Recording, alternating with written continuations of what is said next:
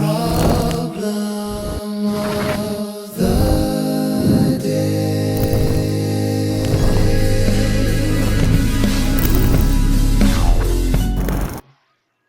day. Today, let us try to balance this chemical equation. Before we start balancing this equation, we need to know two things first, okay? Number one is the subscript. The subscript, dinedenote yan kung ilang atom per element ang meron ka. Example, I have H2O, water. So, yung subscript, dinedenote kung ilang atom ang meron. So, for hydrogen, sabi dito, I have dalawa daw. For oxygen, meron daw akong isa. Okay? Then, the second thing is the coefficient. Siya yung katabi ng chemical.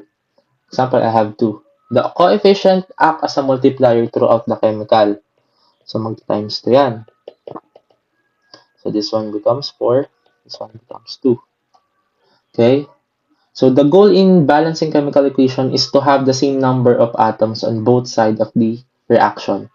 So, let's proceed. An intuitive solution for this is to write down lahat ng elements, di ba? Like, Fe. So, something like this. But by doing this, it makes it hard for you to balance the elements na nakasabog. So, you have to count by individual atoms. Okay? So, a solution for this is to treat your polyatomic ion as a single unit. So, rather writing sulfate ion na magkahiwalay, okay, so we can do is to write them as sulfate ion itself. Okay? So, with that, let's start separating each atom and polyatomic ions given on each side and write kung ilan sila. Okay? So, this one is our reactant side and product side. Okay? Reactant, yung product side natin. On the reactant side, I have iron, sulfate ion, potassium hydroxide. Same with the product side. Okay?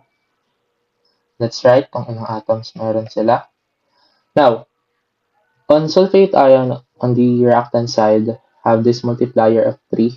So, i-multiply daw natin times 3 sa sulfate. So, I have SO4. So, times 3. So, that's 12. I have 1 potassium, 1 OH, 1 iron, 3 OH, 2 potassium, and 4 sulfate ion. Now, we have to balance this by using a multipliers, no? So, in balancing, it makes it easier for you to balance metal first. Okay? Kasi usually, if you have metals, it is present in only one chemical on each side of the reaction. So, in this case, we have iron. Okay? So, on the reactant side, I have 2. On the product side, I have 1. So, I need to use multiplier of 2. Okay? Para magkamukha sila. Okay? Write it down here. Now, maapektuhan si OH natin. So, times 2. So, this one becomes 6. Yung OH natin sa product side and reactant side ay hindi na magkamukha. Mayroon daw ako ditong isang OH. So, I need to multiply this by 6 para maging 6 din siya. So, sulat natin. 6. Ngayon, si potassium ay maaapektuhan. So, times 6. Ngayon, yung potassium naman natin on the reactant and product side ay hindi na magkamukha. So, this potassium na dalawa, I have to multiply it by 3 to have 6. Okay, so, write it down. And maapektuhan si sulfate ion. So, times 3. So, that's 12. Now, we can now check if balance na nga ba sila. For iron, I have 2. For sulfate ion, I have 12. For potassium, I have 6. For hydroxide, I have 6 also. Okay, so this means that this one is 1.